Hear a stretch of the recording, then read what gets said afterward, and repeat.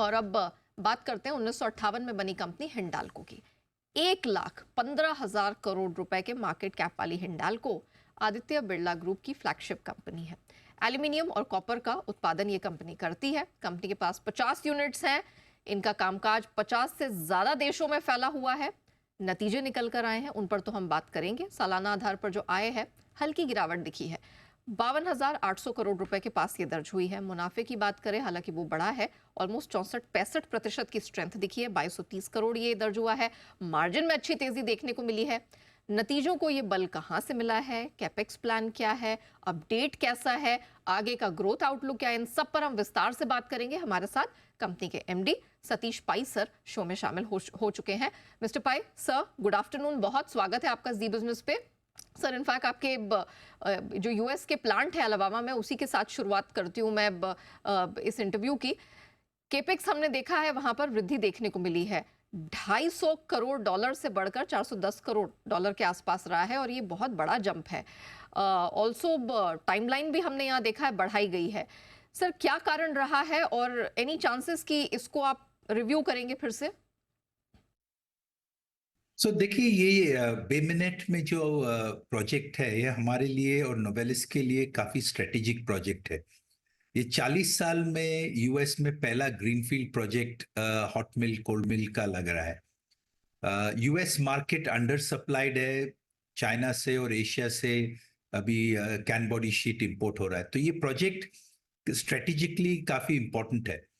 ये सही बात है कि कैपेक्स बढ़ गया। और क्यों बढ़ा? क्योंकि सिविल और स्ट्रक्चरल एस्टिमेशन जो हम लोग ने किया था, जब हम लोग एक्चुअली ग्राउंड पे गए, सॉइल टेस्टिंग किया, डिटेल इंजीनियरिंग किया, तो सिविल कॉस्ट 80% जो पड़ा है 4.1 बिलियन के लिए, वो सिविल और स्ट्रक्चरल है।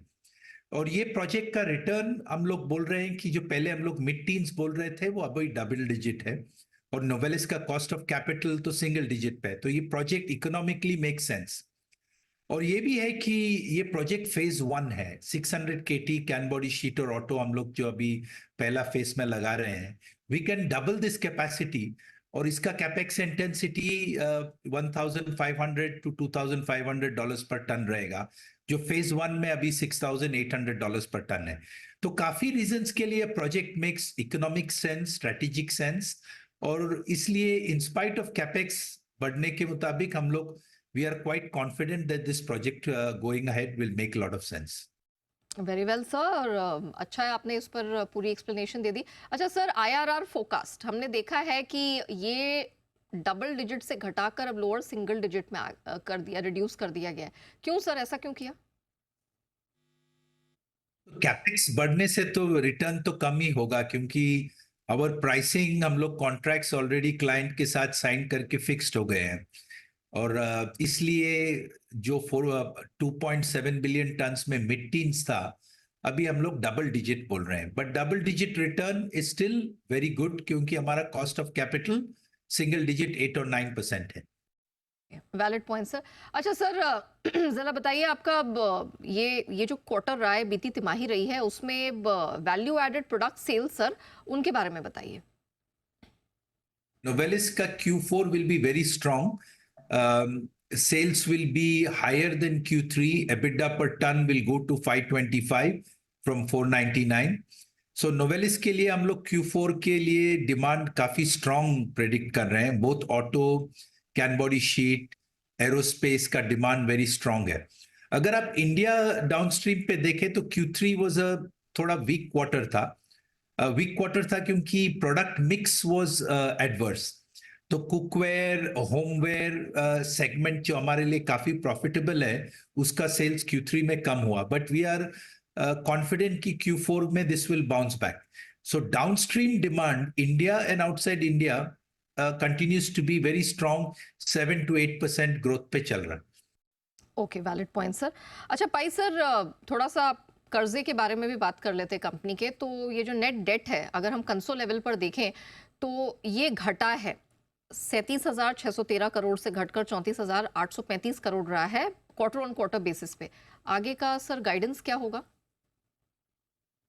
इंडिया में भी हम लोग ने 4,380 करोड़ रिपे किया, तो इसलिए नेट डेट वेंट डाउन।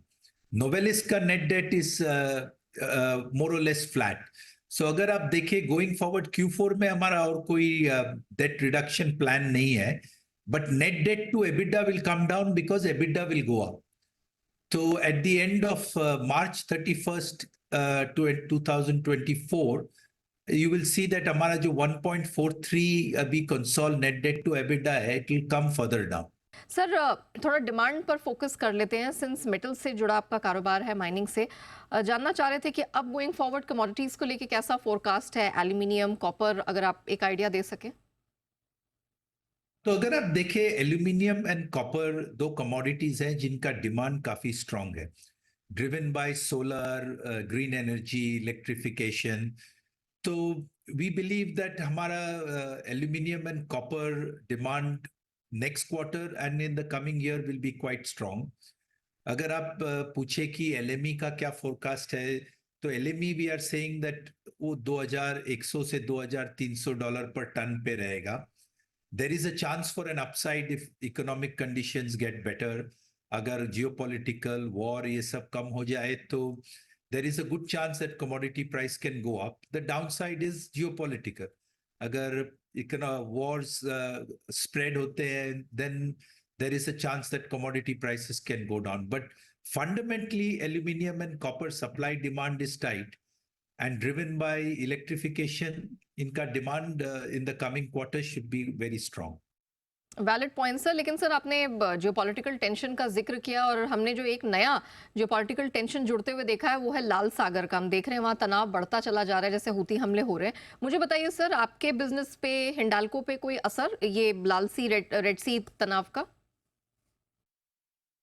थोड़ा इम्पैक्ट हुआ है क्योंकि हम लोग ज्यादातर एक्सपोर्ट एशिया में करते हैं, तो जो थोड़ा सा इंपोर्ट हमारा यूरोप में होता था वो सुएज कैनाल से जाता था, उसका फ्रेट रेट्स बढ़ गए। तो we are trying to avoid using it and export more to Asia. So broadly ज्यादा इम्पैक्ट नहीं है, बट शिपिंग रेट्स थोड़ा तो बढ़ गया है। थैंक यू सो मच हमारे साथ जुड़ने के लिए। ना सिर्फ कंपनी के तिमाही नतीजे बल्कि आगे के outlook end of course metals पर, पूरे जियोपॉलिटिकल टेंशन पर कैसा असर होगा बिजनेस पर, कारोबार पर, ये पूरी डिटेल में हमारे साथ वार्ता करने के लिए आपका बहुत बहुत धन्यवाद।